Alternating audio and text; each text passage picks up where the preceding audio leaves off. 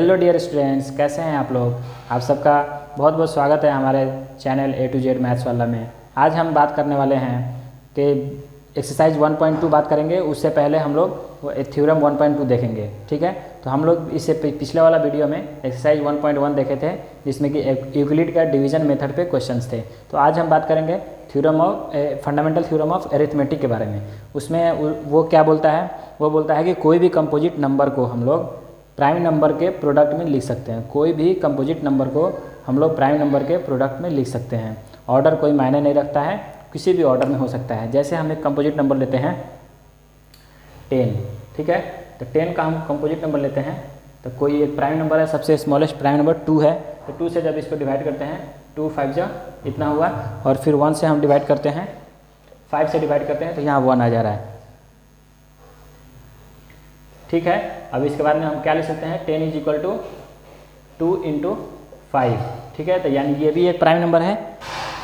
तो ये जो नंबर है ये 10 को हम लोग प्रोडक्ट ऑफ प्राइम नंबर्स, ये भी प्राइम नंबर है, ये भी प्राइम नंबर है, दोनों के प्राइम नंबर के प्रोडक्ट्स में हम लिख सकते हैं, ठीक है। तो अब एक एग्जांपल है जिससे अच्छे से पता चलेगा कि ये थ्योरम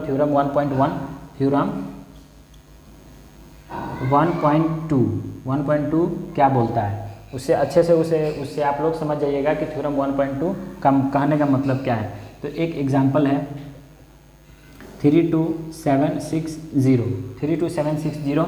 इसको हम लोग प्राइम फैक्टर के मल्टीप्लिकेशन में हम लोग कैसे लिखेंगे, इसको देखते हैं। 32760, ठीक है। इसका फैक्टराइजेशन करेंगे स्मॉलेस्ट प्राइम नंबर से 2, ये हो गया, ठीक है। और फिर इसको 2 से ये डिवाइड हो रहा है, ठीक है। फिर ये 2 से डिवाइड हो रहा है, ठीक है। अब ये 3 से देखते हैं, 3 से ये जा रहा है कि नहीं जा रहा है। तो देख रहे हैं कि 3 से ये जा रहा है, तो फिर इसके बाद 3 से करेंगे। अब इसके बाद ये देखेंगे ये 3 से जा रहा है कि नहीं जा रहा है। ये 3 से ये भी जा रहा है, ठीक है। अब ये 3 से नहीं जा रहा है, तो अब इसको क्या करेंगे हम लोग, 5 से इसको डिवाइड करेंगे, 5 से 11 हो गया।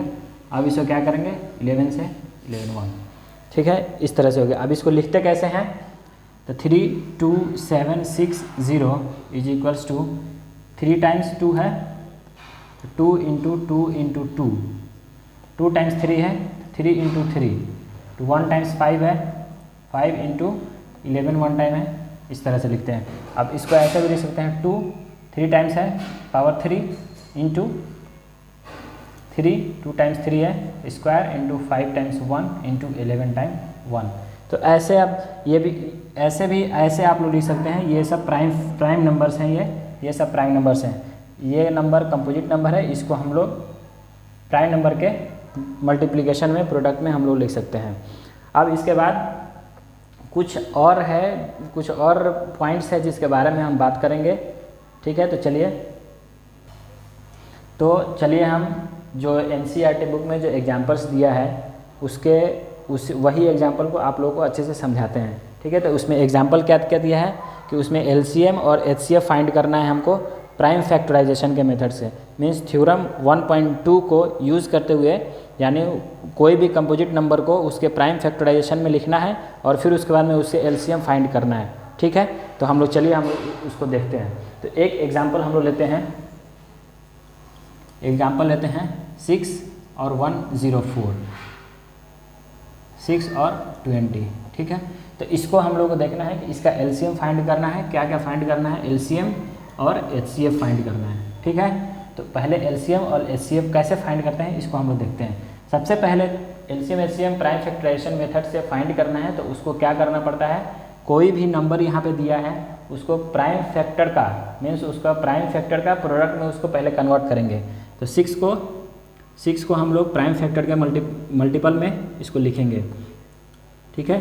3 से डिवाइड करेंगे 1, तो 6 को हम लोग कैसे लिख सकते हैं, 2 इंटू 3, यानी इसको लिख सकते हैं 2 का पावर 1 इंटू 3 का power 1।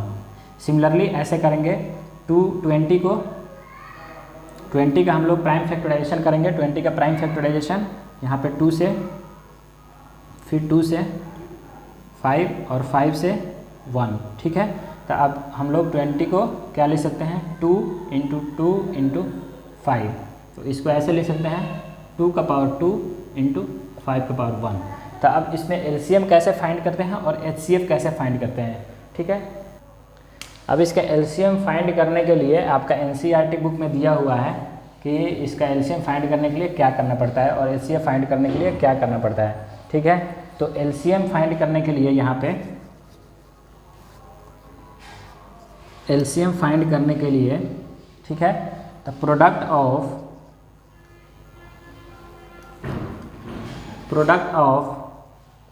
Greatest power of each, ठीक है, ईच प्राइम फैक्टर, ये होता है एलसीएम के बराबर। मतलब बोल रहा है यहाँ पे कि जब भी एलसीएम निकालना होगा तो product of greatest power of each prime factor, यानी इसमें भी जो प्राइम फैक्टर है उसका ग्रेटेस्ट पावर, इसमें जो प्राइम फैक्टर है उसका ग्रेटेस्ट पावर, सबको मल्टीप्लाई करना है, ठीक है। तो एलसीएम निकालने के लिए ऐसे देखना है। अब एलसीएम कैसे इसमें निकाल सकते हैं, देखिए यहाँ पे ये 2 है, 2 का पावर 2 है, 2 का पावर 1 है, ठीक है, 2 का पावर 2, 2 का पावर 1। तो इसमें दोनों में ग्रेटेस्ट कौन सा हुआ, दोनों में ग्रेटेस्ट हुआ 2 का power 2।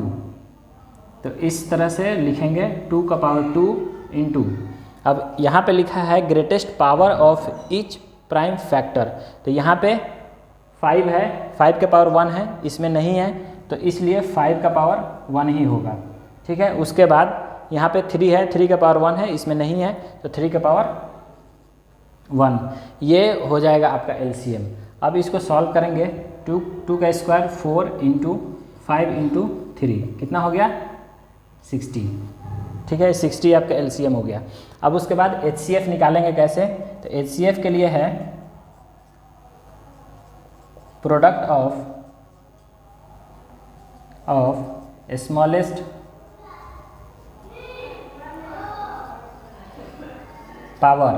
Smallest power of each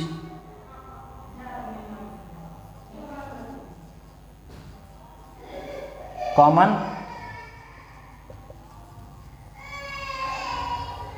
prime factor. यहाँ पे है product of smallest power of each common prime factor.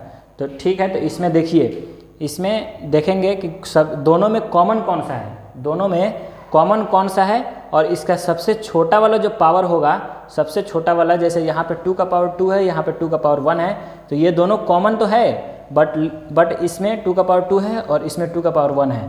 तो जो यहाँ पे है, जो स्मॉलेस्ट पावर होगा ईच कॉमन प्राइम फैक्टर का, वही यहाँ पे इसका एचसीएफ हो जाएगा, ठीक है।